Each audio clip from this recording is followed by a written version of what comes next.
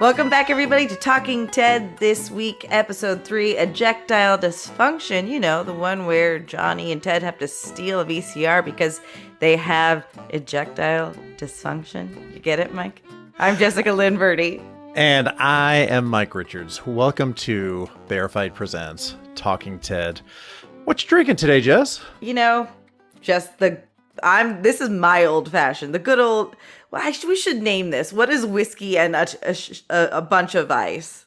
That is just whiskey on the rocks. Whiskey on ice. But can we call it like the Jessica? We can call it the Jess. The Jess special. Yeah, that's right. I have a salad named after me in Chatsworth, California, so I might as well have a drink now. Is this a place that you were once employed, or? It is, yeah. And if you were to talk to a boss, he would say it was named after his daughter, but no, I invented the salad. It is false. It is actually. I invented the salad. So now so whiskey on the rocks is henceforth to be known as the Jessica. Well, I dug a little bit deeper today. I went into an old recipe that I had once heard of and sort of explored into it a little bit. This is called a New York sour. And it is essentially a whiskey sour. So it looks gorgeous, Mike. Yeah, it's a couple of ounces of Bear Fight whiskey with lemon juice, or alternatively, you could use sour mix, a little bit of simple syrup. And again, I made this simple syrup off of the Bear Fight whiskey website, which is a little bit of white sugar, a little bit of brown sugar, some vanilla extract. And you mix that up, bring it to a very low simmer, and that just kind of mixes all the ingredients nicely. I made about 6 ounces of that at the beginning of this venture, and I am almost out. Wow. Okay, we'll share the recipe in the liner notes of this episode. So that and then you shake all that up, and you pour it in, and then you just use a spoon to gently layer it recommends a sweet red wine. And my wife just so happened to pick up a locally sourced bottle of sweet red wine that fit the bill, and it's delicious. So right now I'm sipping it, and it just tastes like a whiskey sour. I mean, I say just, but it tastes like a fantastic whiskey sour. As I get deeper and deeper into this, that wine will mix into it more and more and more, and it'll kind of add to and enhance the flavor. This is bonkers. This sounds delicious. It is, yeah. Apparently there was a whiskey sour make-off at my boyfriend's Thanksgiving festivities with his family, because that's what the grandmother drank. But apparently she drank orange juice and whiskey. Is that still technically a sour? Am I correct in remembering that? So I was kind of famous, and we've talked about it several times now, that I do really feel like orange juice can do no wrong. It's like that's your best friend as a bartender. So a Long Island iced tea, which does not, have orange juice in the recipe, just a little shake of orange juice really kind of brings out the citrus of the sour mix, I guess. I do the same thing with whiskey sours, amaretto stone sours, all of those things. Just a little bit of orange juice, shaken into the drink. Just sort of really kind of lets it level up. I fully believe that. I do the same thing with my cranberry sauce. I use orange juice, and then I'll use a little bit of lemon to level it up. So listen, citrus can do no wrong unless you're allergic to citrus. Mike, how comfortable do you feel talking about a junior in high school trying to watch a porno today? It's either going to be creepy or tragic, Jess. those are the only choices. Thankfully, Max is not of age. Yeah, not, a junior in high school age. And Ted, even though technically he's 8, he's got all the jadedness and world experience of somebody in their early 30s, I would say. I mean, so did Drew Barrymore when she was 8, so that's for good or for bad. So do you think my recap's going to be creepy or tragic? I think your recap is going to be fantastic, and I imagine here's Jessica with the recap. Yeah, wish me luck.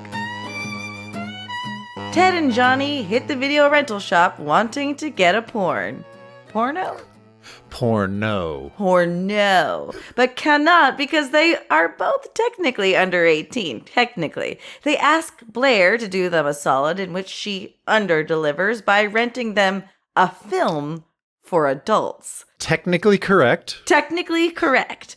They solicit a savvy AV nerd from school to make them IDs, awkwardly remark that they have the same VCR, and acquire fake IDs, allowing them to subsequently acquire buku pornos.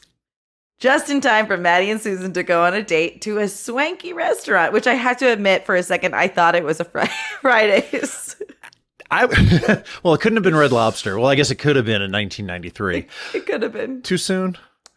Rip those cheddar biscuits.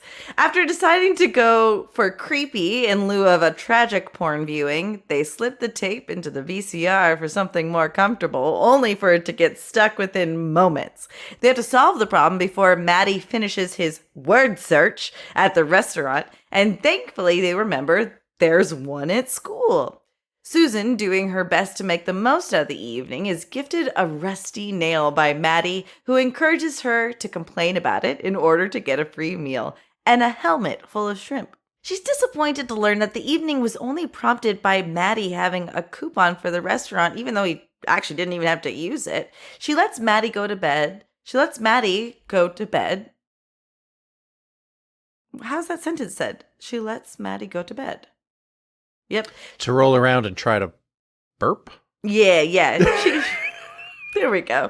And finds the porn in the VCR before the boys return home victorious with the VCR and a basketball championship. This prompts question as to whether Susan is able to fulfill Maddie's needs. Ted and Johnny realize Susan has found the porn and believe they can never show their face again. They leave their home that's practically falling apart. Blair takes the heat for the porno and finds the boys in the woods and welcomes them to come back home. I'm just not going to say it anymore. I don't think we can say porno any other way. No. Henceforth. A lot of Ubach has changed us for the better. It has. I've got a friend who's from Wisconsin that every time, you ask him a question, he goes, no. It's just changed the way I think of that word forever. No. But yeah, I guess you don't introduce. First rule of writing is you don't introduce a VCR in Act 1 unless you're going to use that VCR in Act 3. Chekhov's VCR. That's it. That's right. All right, we'll check off you later and see you on the other side after a brief word from us and our sponsors, where we talk about ejectile dysfunction. Cheers, Jess. Cheers, Mike.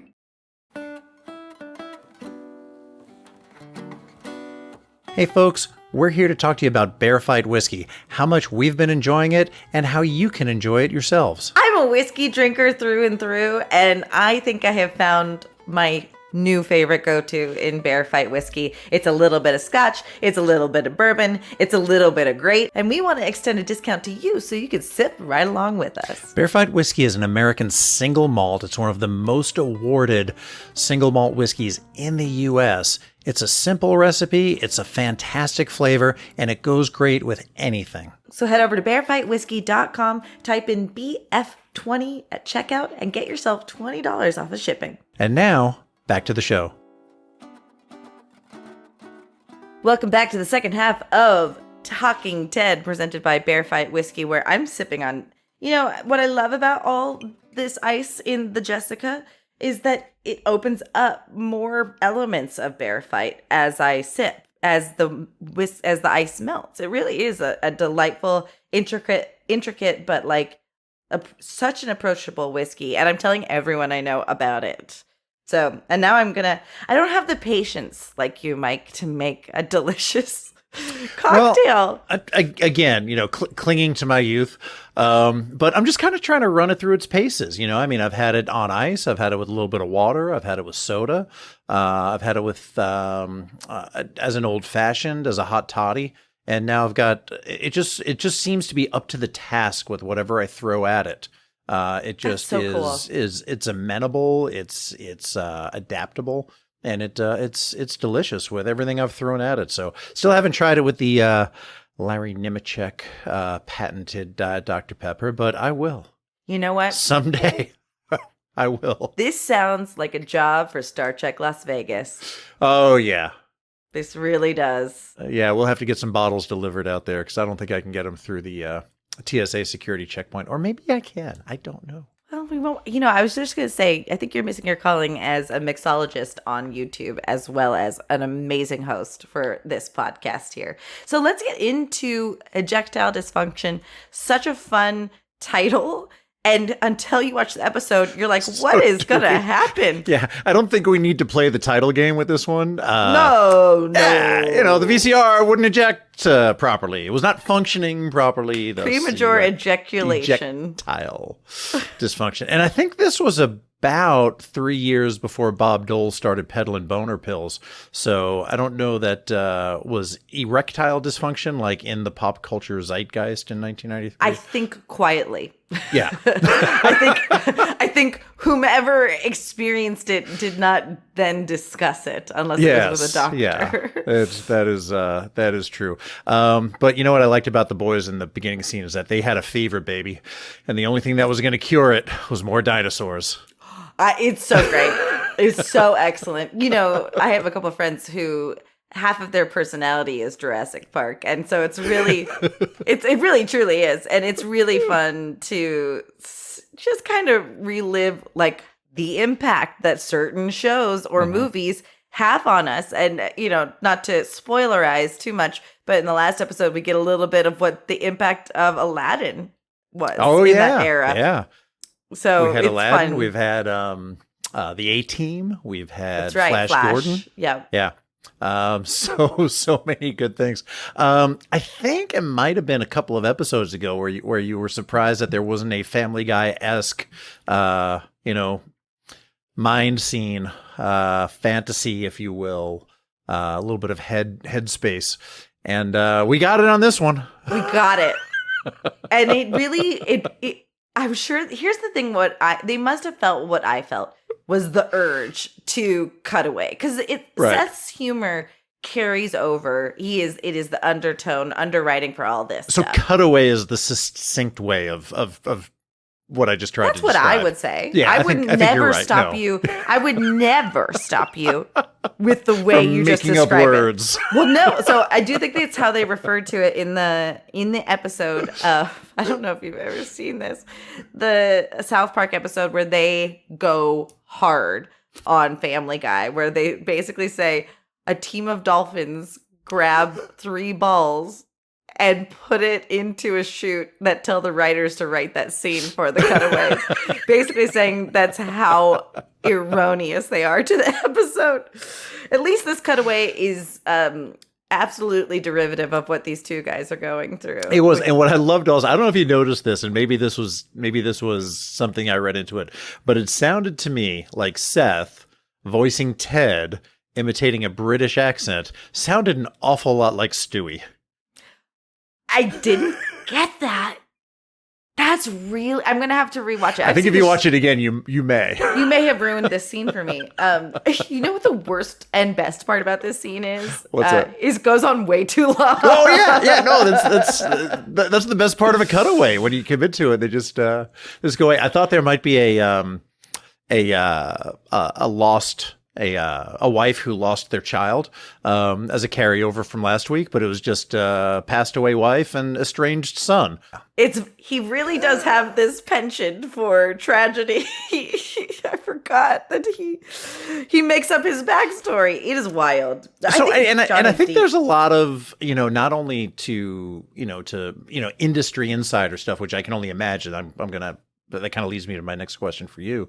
It seems like in last episode and this episode, they were both kind of feeding into, what's it like to be in an improv group, or what's it like to be acting with other actors and take notes from other actors, or take direction from a director. There seems to be a lot of, sort of industry insider, inside baseball nods and winks going on. Oh yeah, the scene where in last week's episode, or that we covered My Two Dads, and the actor gives notes for how hot the mom came in. Is it so good? It is good. Yeah, it just keeps getting better. If for those of you that are just listening to the episode, that sigh was not at me describing something. It was at Mike taking a sip of his delicious concoction.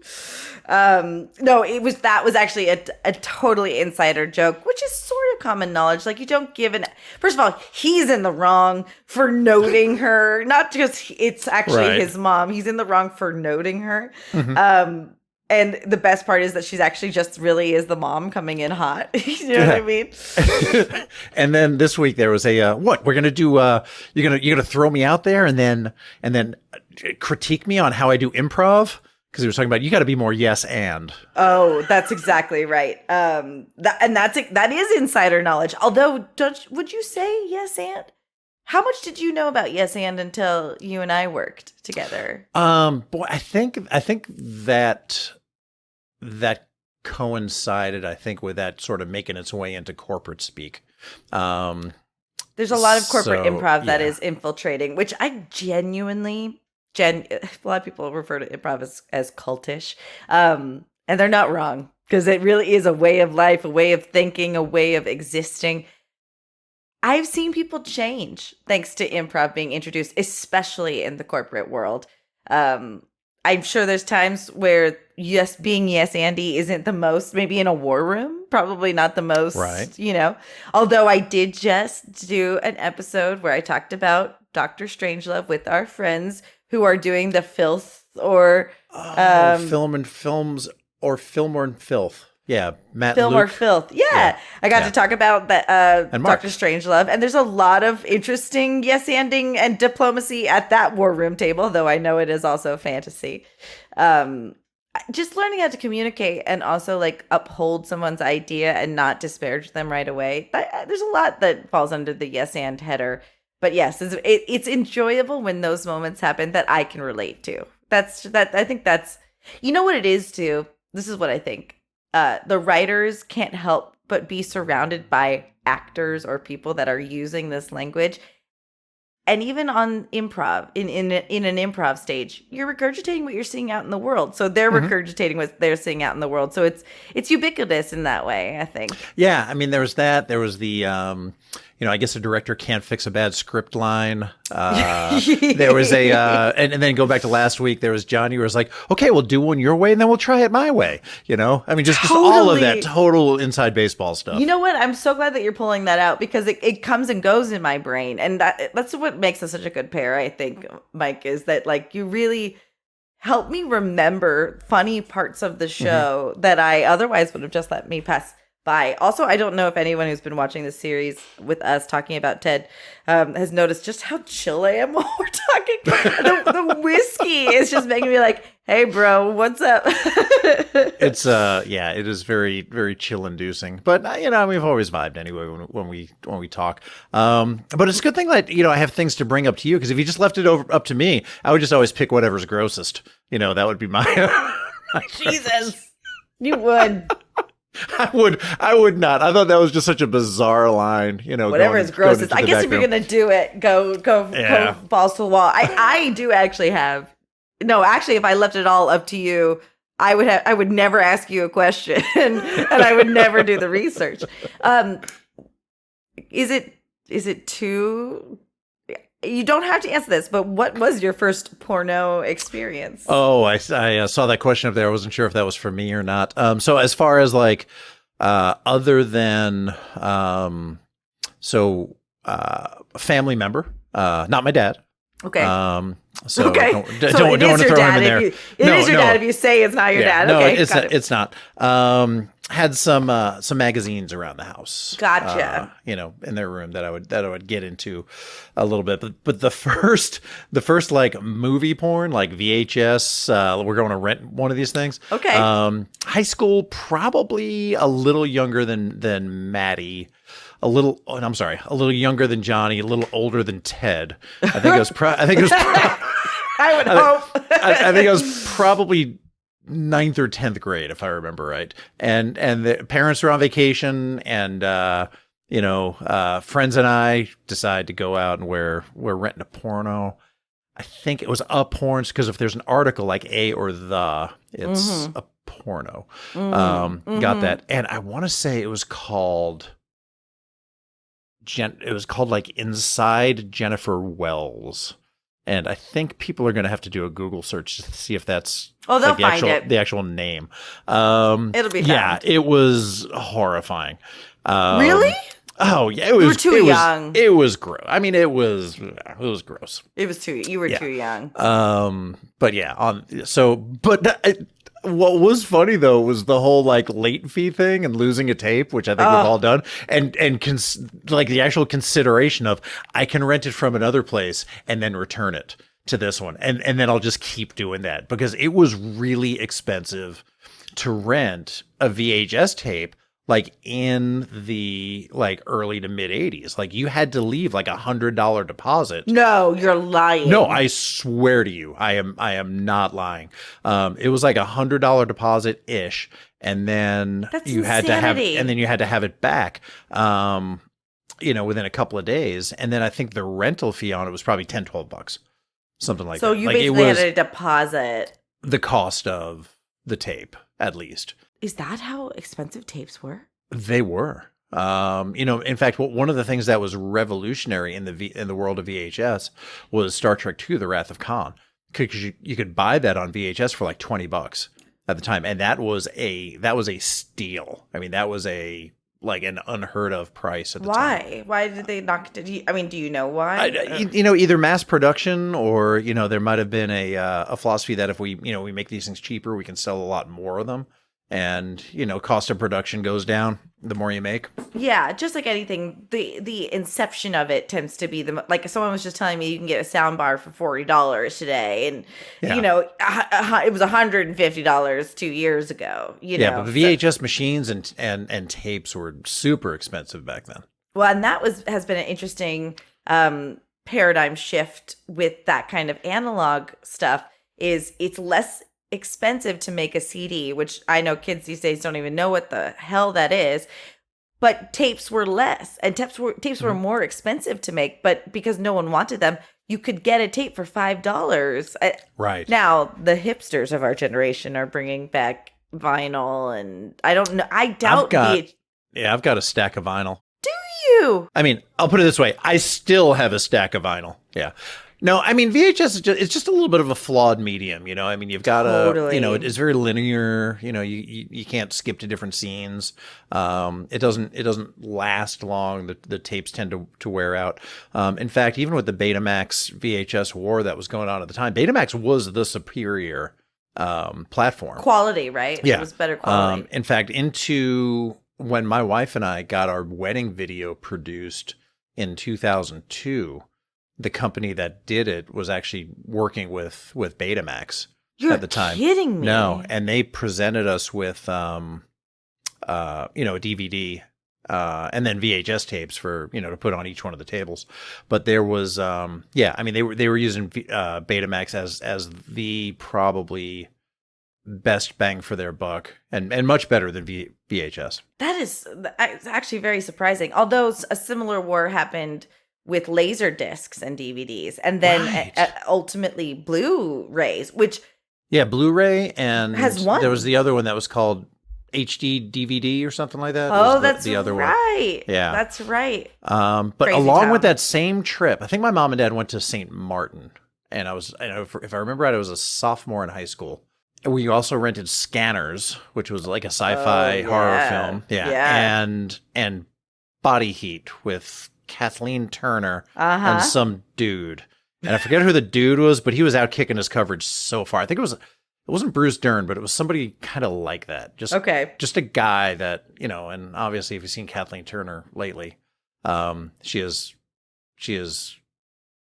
an actor who was quite attractive and ubiquitous at that time, and just made some very Romancing the Stone, right? The action film. So seeing her in films like this was quite arousing.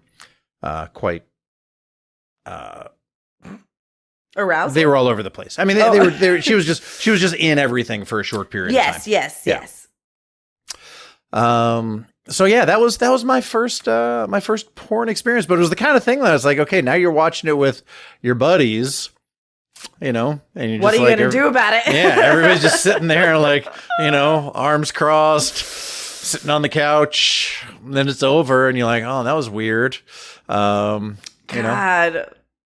yeah, I think boys have it rough, especially too. But and girls can just like giggle at something too. I'm from the porn capital of the world, chat source. Say it isn't so. Where the salad is. I never ever rented anything because I was just like I had just enough internet where that wasn't an option. There's a tossed salad joke in here, folks. I'll just leave it there for you guys to figure out. Hey, everyone likes my salad, okay? That's what I'll say about that.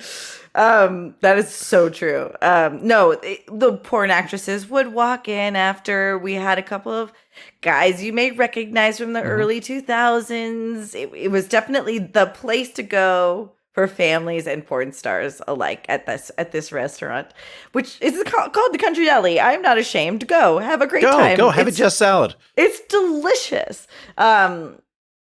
But I was given DVDs by some of these guys. Like, hey, you want these? Like, it was never a request. Really? But yeah. Because, like, I also am a man of the people. I'm going to make friends with everybody, you know? Yeah. I Smokey Robinson came in there. I was chill with him. And like, I could talk. Sinbad was like my BFF. And then I talked to the porn people because they're just people. And the dudes would. People? Yeah, they gave me all sorts of stuff. And not STIs, but physical. I don't know if John Champion's going to even let this episode go to air. They gave you some swag. They gave you some memories, some gift bags, some memories. That's exactly right. So I never had to rent a porno, but I was gifted pornos. But I'm from the era of Skinomax, where you'd have to wait till your parents go to sleep, and they didn't like. My dad never believed in not talking about sex, or if like a sex scene was on while he was watching something, he never get the kids out of here. He never wanted a stigma around things. But I was always like channel surfing for the Skinomax scenes. I mean, if you were into Shannon Tweed, who was what is that? Gene Simmons' wife back in the day. She was in I think every Cinemax film. You're kidding me. No. And it was, Cinemax was what? I mean, I think you'd describe that as softcore at best. It is softcore. Right? That is softcore at best. So yeah, she was sort of the queen of softcore, if I remember right. Good for My her. apologies to Shannon Tweed if I'm misremembering that, but good for her. But I'm not. Yeah, I mean, it's fantastic. I mean, look at that. What a great name recognition, income earner. It's everybody's got to work, and she was doing that a long time ago. And you know what? That made Cinemax, and that made that subscription and cable TV, and kind of turned into the streaming services that we have now. So right, no Shannon Tweed, no HBO Max. I'm sorry. Max. There you go. That's as plain as simple as that. I'm one of those people that really hates that the app is called Max and not HBO. But did you see what Peacock did when the day Max launched? No. They tweeted, "Don't worry, folks. We're not gonna drop the first half of our name." Brilliant. That's good advertising. That is good. Bravo, good marketing people. Advertising. I like that. I do want to ask you though, is it wrong that I still want the coloring pages at the restaurant? No, I get those all the time. One of the funnest memories that I have of my kids was normally I was working Monday through Thursday, and I would get home and I would be the guy that got to pick up the kids from school on Friday. Oh, so it was like a so special nice. thing. And we would go to Steak and Shake, a little Midwestern steak and shake place. And they had these, they had the activity books, they had coloring, they had crayons, they had hats, and they had these little cars that you could build out of cardboard, kind of pre-made origami, if you will. And it was so much fun. And that was in every adorable. Yeah. And we had a great time with those. I mean, we really did. So I like the activity books. And I'm a little bit, I'm challenged keeping my attention. I think that's why, I like the profession that I'm at, because there's information coming at me at, 400 miles an hour from different directions, and it kind of feeds me well. That's interesting, Mike. But if I'm in a position where just nothing's happening, I've got to sort of make things happen. And that's just kind of a very pilot thing to have to muddle your way through. No, that makes a lot of sense. I really do focus better when I'm doodling or something else is going on a second screen. There are some people that can't do that, but this really does make a lot of sense when when you see 7,000 buttons in front of you at your desk, you're stimulated. That makes a lot of sense. And I'm not talking about pornos. I'm not either. Hey, did you notice the Johnny's ID? I know they made him look like a pedophile. Oh God! No, I'm kidding. We are so leaving that in because the picture that it was of the guy that looked like he was 40 was a friend of the show that we interviewed, Doug Drexler. I didn't realize that. Could we leave that in? That's up to you. You control the mouse when we edit this. Because what I immediately jumped to was My Two Dads, where he's sitting at the table at Friendly's. He looks like a pedophile there. Oh yeah, with the mustache, definitely. Yeah. No, I didn't catch the picture. Actually, I'm not calling Doug Drexler that. We will keep this in because I am a believer in being imperfect. I'm so sorry, Doug. I didn't realize that. That's hilarious. And Doug is a little bit older than that. He is in incredible shape. Physical fitness has been his. So if I could be a 40-year-old in the shape Doug Drexler is in right now, I would take that and run. Him and Danny Elfman have got this gene where they're just like driven. And I love the Bob Ross nod. I really do. Oh, it's really delightful. I did. Yeah. And what did they say? He was going to go into the room and paint a happy little bush. I love too that the guy was like, "For you, sir, there is no limit." In so many words. It's very good. Hey, you know what this conversation reminds me of when you mentioned up John and if we were going to do it? When we started doing Mission Log the Orville, Rod reached out to us and was like, "Hey, I really like what you guys are doing. Don't afraid to disagree. Just, don't manufacture disagreement. Right. And he's like, but I have a question for you. What are you guys going to do when you get to the episode of the Orville where they hit Bortus's orgy lagoon? Bortus's sex lagoon. I forgot about this question. And we're like, we're just going to talk about it. We're just going to talk about it for what it is. And there was one line in this episode that really kind of, I think, struck a nerve with me, and I think it should strike a nerve with everybody. Okay. And it was sort of at the beginning where, Johnny was asking Ted as his sort of, Jiminy Cricket type figure, what it's like to watch a porno. Okay. And he was like, oh, it's great. You watch it, you do your business, you wipe yourself off, the porno's still playing, but now it's louder, and you can't shove that sock deep enough down in the bottom of the hamper, which I think was a metaphor for being ashamed of yourself, maybe. Yes. And he goes, and even though you haven't left the house, you contributed to a woman's nightmare. And that to me is the takeaway of this episode, because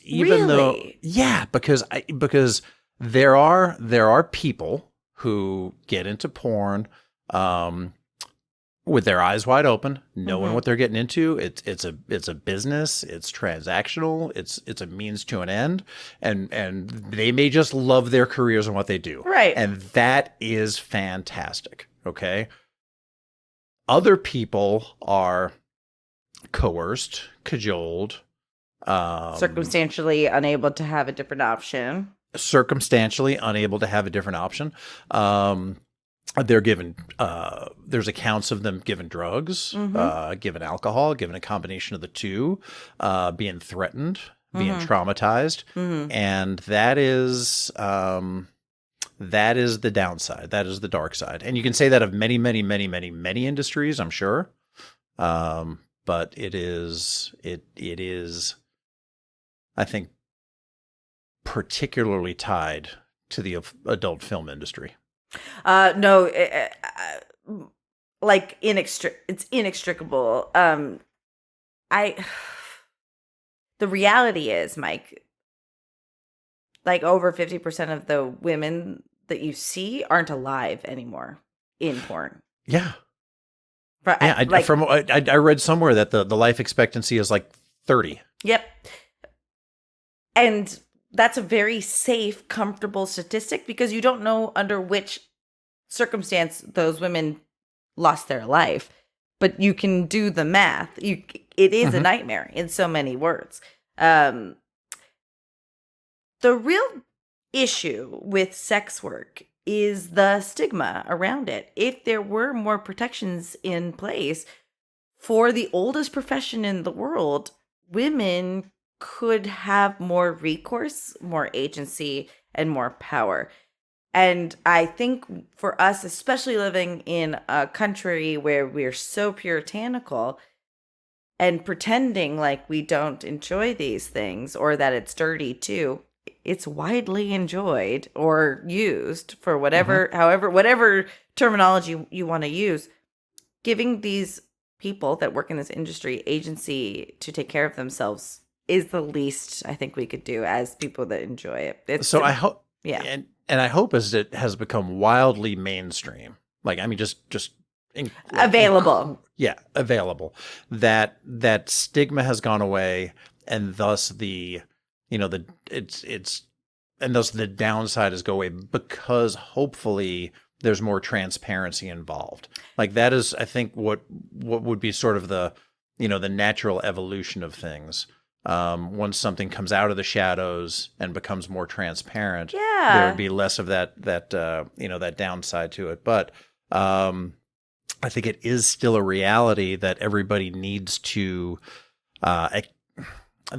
recognize reconcile. I think that's a fair word. Because you are looking at something like on OnlyFans being very successful, and that in theory puts the power into a sex worker's hands as opposed to being at the behest of a producer or a company or whatever. I'm sorry, OnlyFans? Yeah, no, never mind.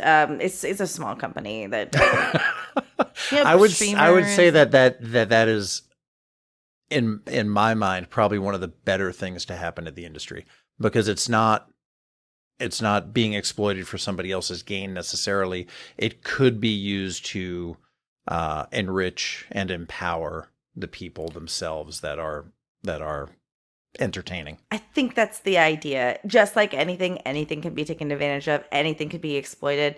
But I think you're right. But I guess what ends up hurting us in general is the willful ignorance that we all kind of partake in this at one point or another, and passing judgment on somebody for choosing this lifestyle, having no other option but this lifestyle, or choosing sex work. You're contributing to more harm than good. It is something that I don't even have the full amount of words to discuss, but it's hard to go, you're the problem because you voted this way, or you're the problem because you voted this way.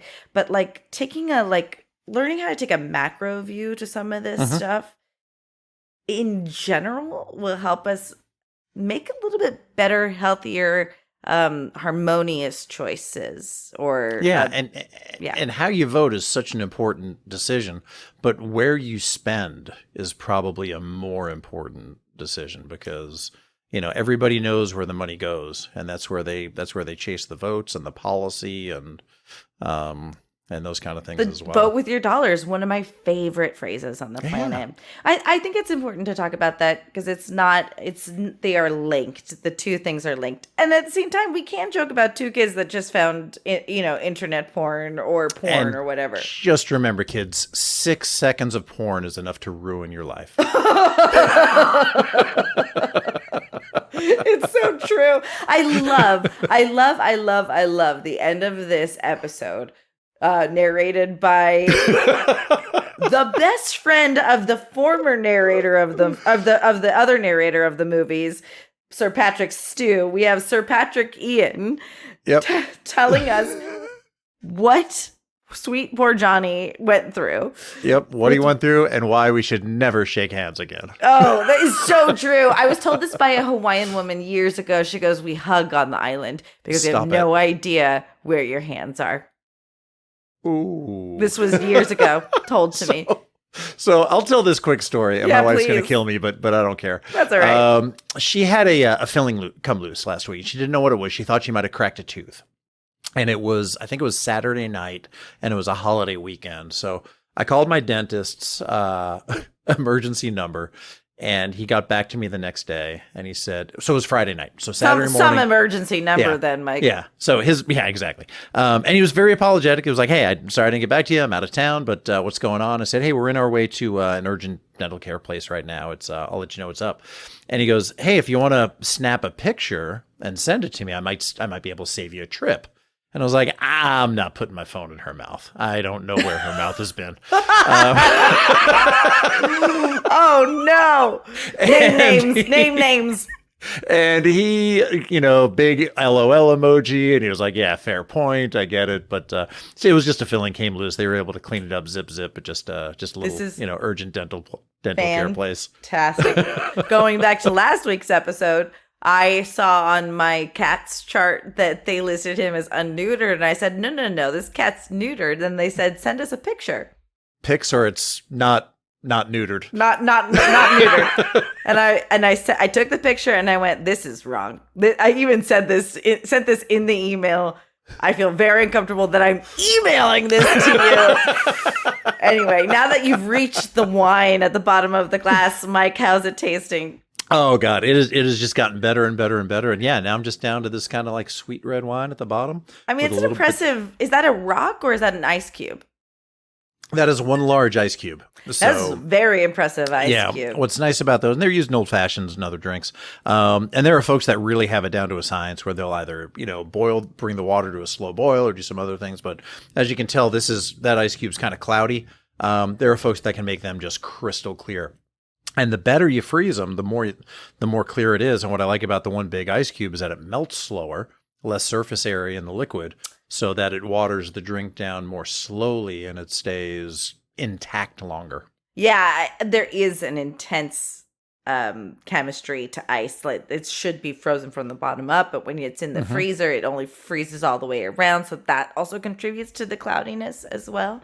But hey, we're doing the best we can as casual whiskey drinkers, Mike. Yeah, I'm not a whiskey expert. I'm just taking this bottle of Bear Fight whiskey, having some fun with it, playing around, and trying some different things. You're a whiskey savant, I think. No, I don't think so. Okay. I think I'm just a guy just trying to muddle through and having fun conversation with my friend.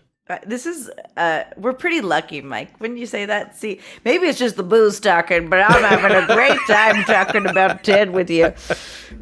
We really do enjoy doing this. We want to hear from you. What are you enjoying about the show so far? What are you enjoying about our show? What did you like about Ejectile Dysfunction? There's a lot we can share. And have you ordered a bottle of Bear Fight whiskey for yourself yet or not? Because if you haven't, what are you doing? Drink with us. And don't forget to use the code BF20 to get $20 off of shipping. So next week, we welcome back Giorgia Whigham to talk about bicycles, subways, which there is no subway, and subways, bicycles, and automobiles. And Giorgia Whigham, just such a delight. She was on our show to chat with us already, and just what a wonderful actor, what a wonderful person, great what a wonderful guest. Life, Mike. Yeah.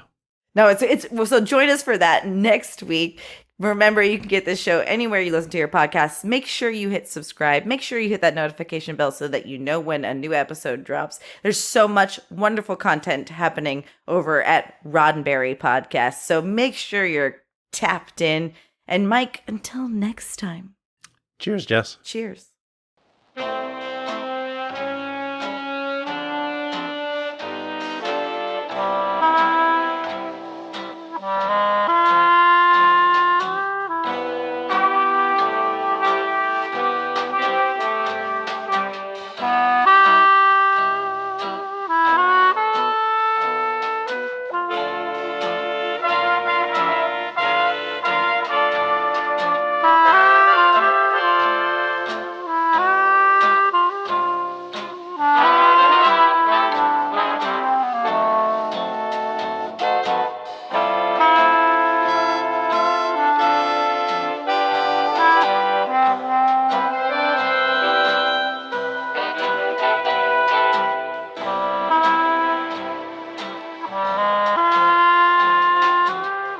Talking Ted is produced by Roddenberry Entertainment, executive producer Rod Roddenberry and John Champion. Our website and your opportunity to comment and connect with us is podcasts.roddenberry.com.